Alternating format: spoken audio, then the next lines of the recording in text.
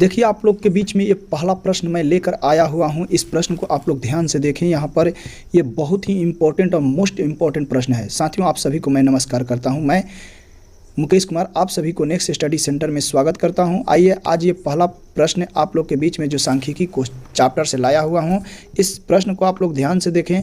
और यहाँ पर देखिए आप लोग के बीच में ये पहला प्रश्न दिया हुआ है कि 3, 4, 7, 2, 7, 6, 7, 9 का बहुलक क्या होगा। तो मैं आप लोगों को बता देता हूं कि बहुलक जब भी क्वेश्चन करता है तो बहुलक उसको कहते हैं जो ज़्यादा बार इसमें लिखा हुआ है। तो हम लोग ज़्यादा बार कौन सी अंक है, कौन सी संख्या है, जैसे 3 दिया है तो 3 क्या यहाँ पर ज़्यादा बार लिखा हुआ है। हम लोग ध्यान से देखेंगे 3 कितने बार लिखा है, 3 ज़्यादा नहीं लिखा है। 4 एक ही बार है। 7 यहाँ पर देखिए ये 7 दिया हुआ है, तो ऑप्शन नंबर सी हम लोग का राइट आंसर हो गया। इसके बाद देखते हैं दूसरा प्रश्न। दूसरा दिया है कि यदि 3, 4, 5, 17 तथा x का माध्य 6 हो, माध्य 6 हो तो आपको क्या करना है, पहले इन सभी को जोड़ देना है। इन सब को जोड़ लीजिए। तो जोड़ने पर क्या पाएंगे, 3, 4, 7, 7, 5, 12, 12, 17, 29 और माध्य दिया हुआ है 6 और टोटल ये जोड़ने पर कितना आ रहा है, तो 29 आ रहा है।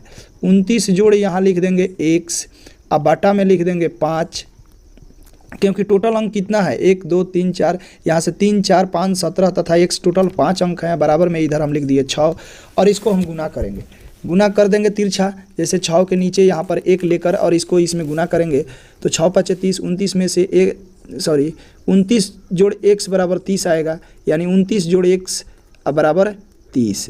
अब क्या हम करेंगे कि इसमें से माइनस करेंगे तो x बराबर 30 में से 29 माइनस करेंगे तो आएगा कितना, 1 किस ऑप्शन में दिया हुआ है, तो ऑप्शन नंबर ए हम लोग का राइट आंसर हुआ। अब हम लोग देखेंगे यहाँ पर अगले प्रश्न को। अगला प्रश्न आप लोग के बीच में यहाँ पर देखिए दिया हुआ है, इसको थोड़ा इरेज कर दे रहे हैं। तो अगले प्रश्न को हम लोग देखेंगे।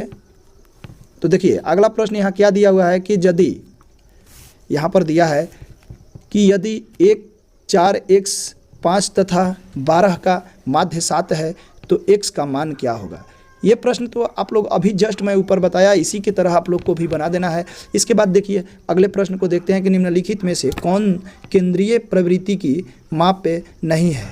तो कौन है जो केंद्रीय प्रवृत्ति की माप नहीं है, वो है मानक विचलन, ऑप्शन नंबर डी। यहाँ पर दिया है कि निम्नलिखित में से कौन आलेखीय विधि द्वारा निर्धारित नहीं किया जा सकता है। तो इसमें कौन है जिसको आलेखीय विधि से नहीं निर्धारित किया जाता है, वो है माध्य। और दिया है प्रथम 5 विषम संख्याओं का। अगला प्रश्न यहाँ पर दिया हुआ है कि प्रथम, यहाँ देखिए प्रथम 5 विषम संख्याओं का माध्य क्या है। तो 5 विषम संख्या ले लीजिए। 5 विषम संख्या जैसे 1 ले लीजिए, 1 के बाद 3 है, फिर 5 है, फिर 7 है और फिर 9 है।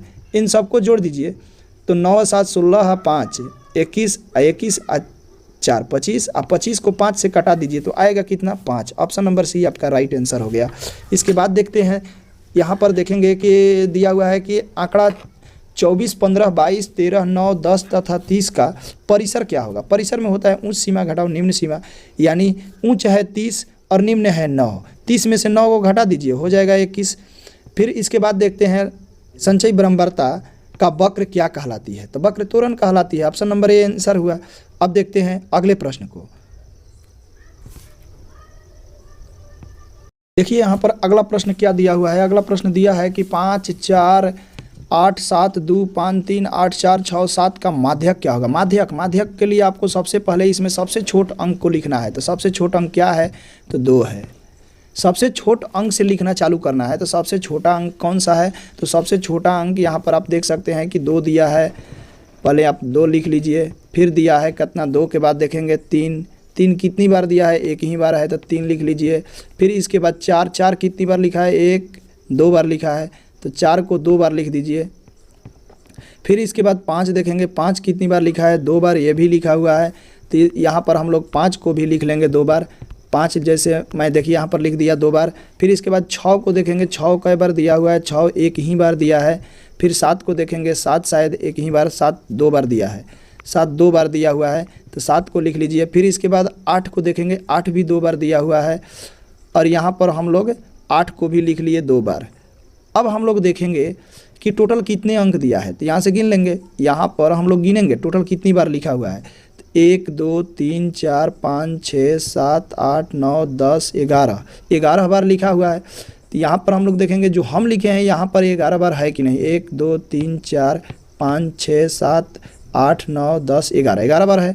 अब क्या करना है आपको कि 11 बार इसको लिख दिए तो आपको एक सूत्र याद रखना है, n जोड़ 1 बटा 2, n जोड़ 1 बटा 2, बस इसी सूत्र पर बैठा देना है इसको।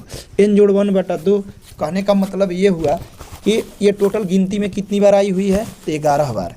तो यहाँ पर हम लोग लिखेंगे कि 11 है और जोड़ 1, 11 में 1 जोड़ देंगे और 2 ले कटा देंगे, तो 11 1 12 हो जाएगा। 12 बटा 2 ये कटेगा तो कितने बार में, 6 बार में। अब इसमें क्या करना है, शुरू से आपको छठा अंक गिनना है। 1 2 3 4 5 6, छठा अंक क्या आ रहा है, 5। बस इसमें देख लेना है कि ऑप्शन नंबर किस में 5 दिया हुआ है, ऑप्शन नंबर बी में 5 दिया, हमारा राइट आंसर हो गया।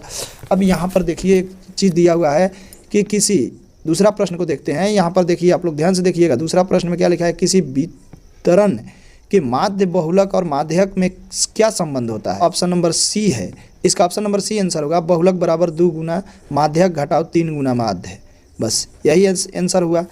तो आगे अब हम लोग देखते हैं अगला प्रश्न। प्रथम 5 धन विषम संख्या का माध्य क्या होगा। प्रथम 5 धन विषम संख्या का माध्य, तो पहले 5 विषम संख्या हम लोग लिख लेंगे और उसका हम लोग माध्य निकालेंगे। तो देखिए प्रथम 5 विषम संख्या, हम लोग यहाँ पर प्रथम 5 जो विषम संख्या के बारे में पूछ रहा है कि प्रथम 5 धन विषम संख्या का माध्य क्या होगा। 5 विषम संख्या ले लीजिए, 1 3 5, तो ये 25 होगा। 25 का माध्य क्या होता है, 5 होता है। 5 को विषम संख्या ले लीजिए, 1 3 5 7 9, इन सबको जोड़ के 5 से कटा दीजिए, 5 विषम संख्या कह रहा है। यहाँ पर अगला प्रश्न दिया है, प्रथम 5 अभाज्य संख्या का माध्य क्या होगा। अभाज्य, तो 5 अभाज्य संख्या ले लीजिए, जैसे 2 के बाद 3 5। एक बात ध्यान दीजिएगा, 2 अभाज्य संख्या और ये सबसे छोटी अभाज्य संख्या है। हम लोग इस पर ध्यान नहीं देते हैं कि 2 कौन सी अभाज्य संख्या है, ये सबसे छोटा अभाज्य संख्या है। 5 7, इसके बाद क्या करेंगे, अभाज्य संख्या 5 7, फिर इसके बाद 11 ले लेंगे। 9 मत लीजिएगा, 9 तो खुद विभाज्य होता है। तो अभाज्य संख्या का बात कर रहा था, तो सबसे छोटा अभाज्य संख्या ये भी पूछता है मैट्रिक में कि सबसे छोटा अभाज्य संख्या कौन है, तो 2 है। अब इन सभी को जोड़ दीजिए और जोड़कर, और कितने ये अंक लिखे हुए हैं, तो 5 है, क्योंकि यहाँ पर 5 ही कह ही रहा था, तो पाँचों अंक को जोड़कर 5 से कटा देना है।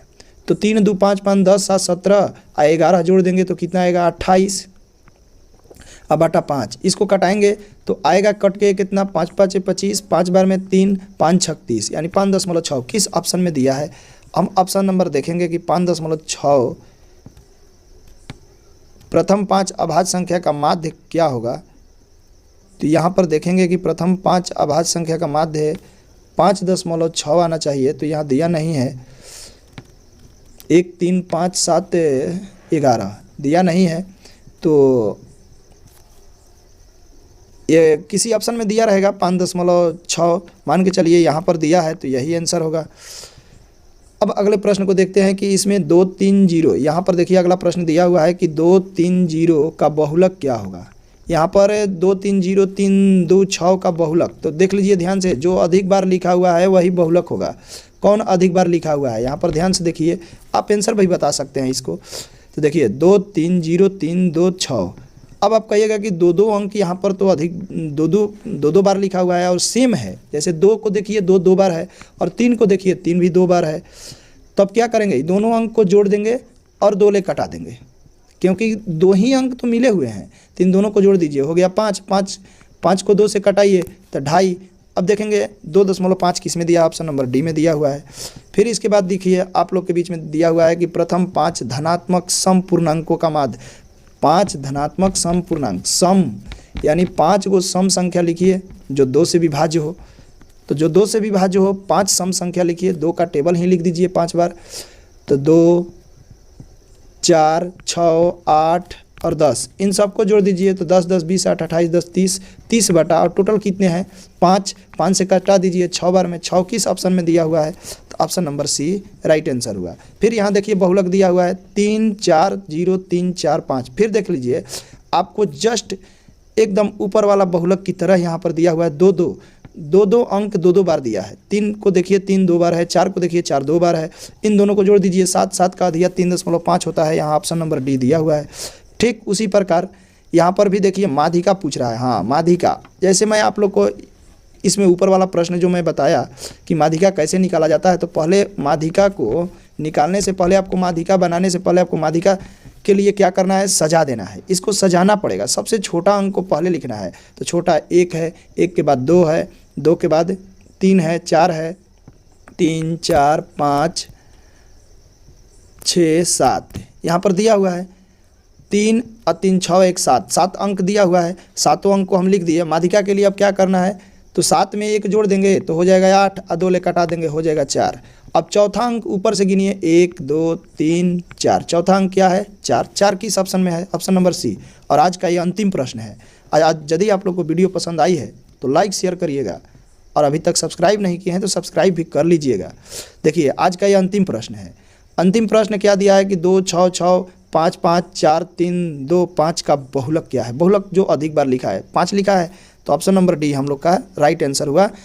तो आप लोग को उम्मीद करता हूं कि बहुत ही अच्छा समझ में आया, और आज ये सांख्यिकी समाप्त हुआ। अब मैं प्रायिकता लेकर आऊँगा और आप लोग को बहुत बेहतरीन ढंग से प्रायिकता भी बताने का कोशिश करूँगा। तो तब तक के लिए आप सभी को धन्यवाद, थैंक यू, और मिलते हैं नेक्स्ट वीडियो में। All of you.